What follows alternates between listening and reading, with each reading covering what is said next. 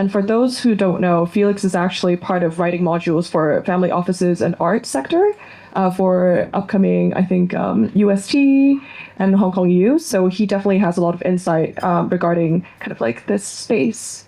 Well, thank you for the second question. I think this is the reason why we are sitting together with very important financial experts today. I have started teaching in good universities, international level world-class universities as early as in 2017, 18 from Tsinghua to Shanghai Jiao Tong University. And then in 2022, I set up the first credit courses for Hong Kong UST MBA. So I could clearly feel that how the trend has been changing from time to time. I remember from the very beginning, I was teaching in Tsinghua for history of art with some market intelligence. And then moving on, it has evolved into art investment. It's about one single collector, he buy, he sell, and then he cares about the return. During the COVID time, by the end of the COVID time, when we heard a lot about Singapore, it's getting a lot of family offices from Hong Kong's hand. I think the term of family offices has become in vogue in art education. So I was invited to talk more about art collecting versus asset management. And then now it seems to be further formalized to become a degree, not just one seminar or a short-term course. It has become properly a master's degree program. So I could feel that art collecting has become more and more properly regarded as a conventional wealth management, especially on the family level. So it's not just from one person level. It has become father and son or grandfather to grandchildren. So this is a very strong signal that we are seriously taking art collection as part of the family asset. And I think we also have not felt, but witnessed the trend of art financing. Sotheby's has properly acquired a license to do art financing in January. So I think it's a strong sign. I'm sure that Christie's will follow.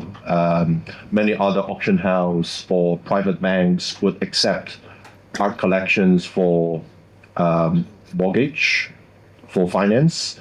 And when it's getting more and more proper and more common, it will also promote the trend of art collecting. So it's going to become a very common asset in everyone's home. I couldn't agree more. Once you see sorry, my voice. Once you see Sotheby's have acquired like more of expanding their art finance part, I think that's a pretty huge sign from the market itself. And now I want to kind of shift the conversation from Felix to Cher. How Felix just talked about more of the commercial aspect, and we know that Cher is currently working at a kind of individual foundation. Yes. Is that a better way of placing it? Your foundation works across like art and culture. How do you see institutions kind of like shaping the art market, and what's in that aspect that from a fair private foundation kind of space? Okay, so good morning, everyone. I'm Cher, and I'm currently working in a Hong Kong-based private foundation. But since my office is in Beijing, so I think most of my observations are from the foundations who close to. Most of the foundations who's close with us are foundations who wanted to do things in mainland and have a Hong Kong background. So from our observation, like most foundations help shaping the art world by two factors, and one is the topic. For example, like we bring up different perspective of art. For example, we showcases this exhibition about domestic violence in Beijing, and it is the topic that easily be ignored, especially in the mainland. And second is about the medium, because I know like people have heard that there's certain artworks that are museum liking artwork or institution favored artworks, and sometimes it's about medium. It's considered as an important artwork throughout the artistic practice, but it's actually the medium of it But actually, however, when we selecting artworks for our project, we don't have any preference on the medium. I think that, in a way, gives artists confidence about trying out different approaches on their artworks. So, yes. That's actually really cool to know. I still have to visit your space one day. You have to come. Sorry. I would have to. And how are foundations influencing, like we just talked about art, foundations influencing art market. Are you guys as important, would you say, on par with auction houses and galleries in promoting artists? I wouldn't say we are like more influential than the others, but we work in a different way. For example, because we focus on the long-term investment and we don't have sales pressure. So that's why we how do I say, it's like the foundation actually as if it seems like we paid less effort on promoting artists, but it's not like that. We still have many like projects for the artists to do. We have artists in residence program, and we have those like small cultural collaborator program to the artists. And I know there are other foundations who's focusing on their own collections and have the ability to curate an exhibition from their own archive and collections. And that is in a way a huge exposure for the artist. And sometimes the auction house, because people recognize where the artwork was purchased from. And that can sometimes, well, by doing that, some of these kind of foundation can sometimes stimulate the market in a certain time. So in that way, yes, it influenced the market. I mean, that's really good to know. We do see a lot of art foundations kind of building up on that momentum and creating more kind of like impact in the art ecosystem. So we heard from Felix and Cher, and now, of course, I have to move on to Kavi. Because we heard from the more commercial side. And now I want to ask Kavi more on kind of like the finance side, but also with art. So Kavi, let's talk about the risk of not planning. Have you seen cases where, when collectors had to sell off masterpieces due to poor estate planning or etc.? Yes. Can you hear me all? So at a level here where I see a lot of collectors now taking art pieces on individual level, I see it posing a lot of risks associated with this. I think I've had conversations earlier today, even in this room, saying how to do succession planning, how to plan when you do these purchases, to put them in entities such as trusts or separate vehicles to hold your assets. There's multiple reasons for this. Let me explain a couple of the key reasons. Once you have an art piece, and art is now a valuable asset. It's no longer just a piece on the wall. You need to keep it protected. So there's multiple factors to hold it. You hold it separately so you can control aspects such as protecting it and firewalling it from anything that may occur to you in future, such as you may get in an issue of extreme high debts, collections. They may be able to go after your assets. The other thing to keep it is for succession planning. By having it in succession planning, this is able to pass down through generations without going through long probates, without having any fights inside the family, where your trust, for example, has a trust deed which dictates how the asset should be trusted from generation to generation, how it should be held. Other things to take into account is tax efficiency, how to structure it, such as capital gains tax. Now that art is a valuable asset, is it now going to be subject to capital gains tax? It's going to be subject to inheritance tax when you move it down from one generation to the next. All of these play a big role on how you structure your art today. Now, there's various other forms that we see as a risk factor when individuals hold it. It's poor succession planning, where we've seen cases. That is, I think, the Rostock family out of the U.S., and they went into litigation for about 8 years, went up to the High Court of New York. They lost a lot of money. They were forced to sell a lot of assets at a deep discount. So is it important to get trust or get entities to protect your assets? that wire wallet from yourself and keep it individual so you can pass it down without being exposed to these high taxes or high negative effects that could happen. Thank you, Kavi, for sharing. I mean, that's quite the cautionary tale to have, but thank you. And, we heard from Kavi, and now I actually want to pass the mic back to Cher. Your foundation reinvents profits from art commerce projects. Like, how do you ensure financial sustainability? I know it's a tough. I can see from that area. No, fortunately, most foundations we don't need to fund. Most foundations are not profits, so that's good. And I think, but we do actually profit a portion of operations cost by doing commercial projects. And we also take a small percentage from affiliated company who commercialize our digital assets. I mean, of course, foundations are nonprofit, but you need a way to survive. It's not the right way to say it. And have you seen more like private collectors like your boss or businesses funding cultural projects instead of just acquiring art? Has it become more like a trend for individuals to do that? Actually, so that is exactly what we are doing right now, and is the story behind the photo I showed you. A very cool photo of her and Macron. So that's how, and that's also how our department began. It was back in 2018. So my director, he decided to put 5 million, his art budget, into a collaboration project with Palais de Tokyo in France. That is, so it's a room within Palais de Tokyo. We renovated, expanded, and make it dedicated to inclusive art education center. And from that point, we open up many dialogues and opportunities in Europe, especially within France. And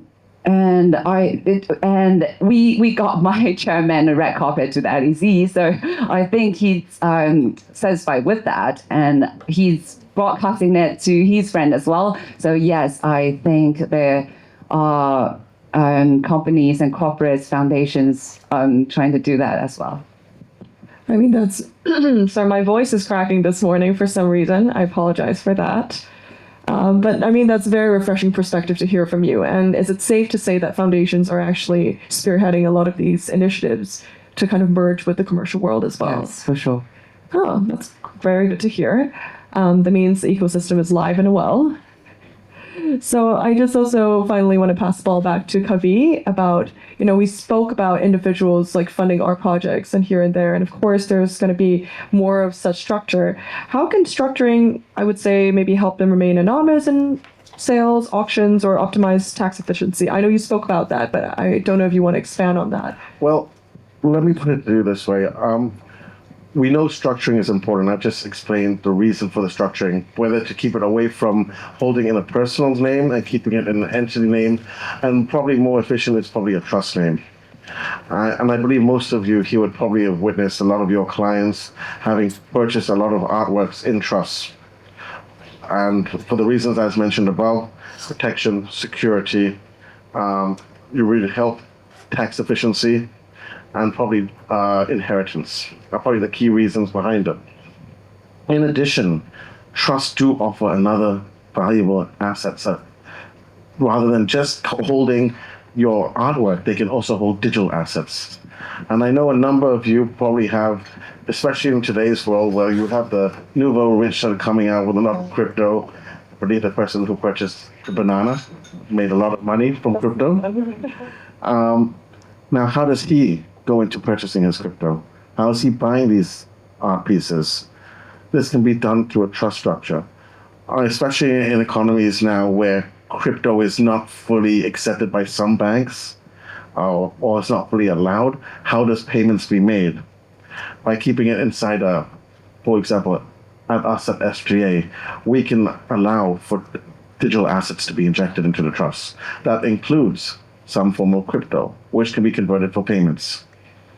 This will allow investors to have their assets in the trust and to also have the trust make purchases on their behalf. So those are two key reasons. I think the other reason is liquidity needs. one needs to be focused on avoiding the liquidity crunch that will happen. One from yourself, where you're being forced to sell due to potential taxes on inheritance that may come. So you hold a 10 million piece of art. Now, it depends which jurisdiction. Hong Kong, we're lucky, there's no inheritance. But if you go to other jurisdictions where you're talking about Europe or America, inheritance tax can almost force you to sell these assets. Now, why would you park your funds in your own name and then be subject to this? So one needs to have this plan in place prior to purchasing the art. Kavi, I think you make a very good point. You spoke about the US having very high tax, but actually, for a lot of people who may not know, other Asian countries also have very high inheritance tax. For example, for Japan, we're talking about like 55%, or Korea would be like 40%. So having that kind of like structure would actually safeguard your own collection and also for your clients as well, for a lot of people sitting here. So thanks, Kavi, for sharing. And, we talked about wealth structuring and, potentially like saving, like not saving your collection, but safeguarding your collection. And I also want to come back to the more like, art market world with Cher and Felix as well. So I want to look ahead and see actually where's the art market going, and we can better prepare for this. So Felix, we're coming back to you. Are we heading for another art boom, or do you see signs of market correction? And kind of what kind of strategies are savvy collectors using to navigate volatility? I'm feeling that collectors are looking forward to blue chip artists for the time being. I can feel that during COVID time, there is a strong hype or strong interest in discovering new stars, supernova, like artists below 40-year-old were really in vogue. Recently, I think it's a little bit out of the trend. People are looking for smaller piece, valuable, especially the value is proved to be valuable. So Impressionist, Modern Masters, Picasso, which is currently on show in M+. So, and I remember last year when I was speaking to a major client of mine from Shenzhen, I was showing him big piece. And I said, "Sir, this is something which is really suitable for your clubhouse." And then he said, "东姐啊，现在谁放在会所里面，巴不得藏起来。" He preferred to, keep his art collection with himself instead of sharing with his friends. So I think it's a major trend. People tend to, keep the art as a private wealth instead of something that you want to show everywhere for the present time. I think this is quite a shift of the trend. So people prefer something smaller, more valuable, and you could keep for a long time and maybe portable instead of something big, massive, which can be kind of showing off his collection for the time being. So I think this is kind of an indication, because I don't think this is a single case. It's more like a collective change of some quite a lot of collectors with a similar thinking behind the current situation of the world. That's actually very interesting. Well, back in the days when we're working in auction houses, whenever we see the piece come up again, we usually get very excited because usually they come out once every 10 years, 5 years. So it's kind of, I understand the trend is like keeping it to yourself, which means for us, whenever we see something new, it's a new surprise. So thank you, Felix. And now back to Cher. Are we seeing more like corporate backed or business driven cultural projects? And how do foundations play a role in discovering, again, promoting artists in the future? What's the plan for your foundation? So what's the future looking like? Okay, for the ecosystem one, yes. So there are actually more corporate-backed projects, and how it affect our ecosystem is, I see it like a hurricane, but in a good way. The hurricane start from one point and then starting constantly dragging different department into the game. That is definitely, I see that, we observe it happening in many foundations currently. For example, like the Mattel Foundation, the VSOP, like everyone probably have one at home. So they have this beautiful project. It's Artist in Residence program, and the place is in France. The huge place with workshops, research centers. It's only dedicated to Artist in Residence program. So they will invite artists to stay for 1 to 4 months. Experiment with new materials and commission the artist with the new design. When the market and the business are ready, they will have the special edition of either the bottle or the art piece. So that is a corporate-backed project. And through that project, many other department and partnerships start to being dragged in, and they become a part of the system. So I think that is the fascinating part of it. And for us, for our foundation, sorry, what was the second question? I just want to see the future of your foundation and about quarterback. I asked too many questions in one go. No, the future of our foundation. We definitely gonna keep up what we're doing at the moment, and but yes, we still gonna invest on emerging artists like we do, because we have an artist in residence program as well. I always make fun of with my director of our foundation style. It's like we invest in quiet. It's basically what Felix said. People are now. The foundations now tend to hide themselves, and instead of the showing off kind of style. So yes, we'll still being the soil of the tree to nurture the artists, but giving them business actions, and hope let's get through this year and see what's happened in the future. I think we all have to get through next week to see what's going on with the future. And then we can have a follow-up after next week, which is very exciting. But sure, you just mentioned how a lot of these foundations have their roots in Hong Kong, which also prompted me to direct my question to Kavi. Like, why Hong Kong specifically? Like, what are the advantages of Hong Kong, and why is it such a favorable jurisdiction for all this? Well, Hong Kong's probably Asia's capital, like finance capital. If we look globally, we have London, we have New York, Dubai's coming up now. Asia, we have Hong Kong looking after China, where Hong Kong was probably the gateway into China previously. Now, if you ask me, Hong Kong is now going to be China's gateway to the world. Singapore is probably handling Southeast Asia. So where we see that is Hong Kong is able to have free capital movements in and out.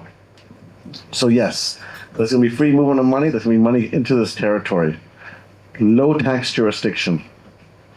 They have the benefit of having our trust, for example, our entity structure, are very regulated, and our legal structure of being English law, commonly understood globally. All of these factors play a prominence to why Hong Kong is good. Look, the other aspects I would like to also add involved, and I think you mentioned it earlier, so I'd like an opportunity just to elaborate. When we talk about the entities that we keep our assets in, and we talk about the privacy in today's world, such instruments like trust, they allow you to have the privacy. You're keeping the assets behind a firewall, but not just a firewall, keeping it outside your name. So it's anonymity behind you. Take it a step further. When the state wants to purchase further art, what can they do? They can purchase it using the trust. Now, all of a sudden, you don't identify who's buying it. You don't identify that the trust is buying it, but you don't know who the UBO of the trust is eventually. And as we see what's going on, I think the general trend that I've heard in this panel is that previously, no one wants to be in the public limelight anymore. They want to be hidden. I want to keep the protection of my art. I want to enjoy it for myself. I don't want anyone to know I have it. Now, Hong Kong allows for these regulations to take place within our legal structure and framework. And that's why I think Hong Kong is the prominent place and where we're going to see the next boom in the art. Well, thank you very much, Kavi. So that has been a very insightful discussion, and I hope everyone was enjoyed the conversation.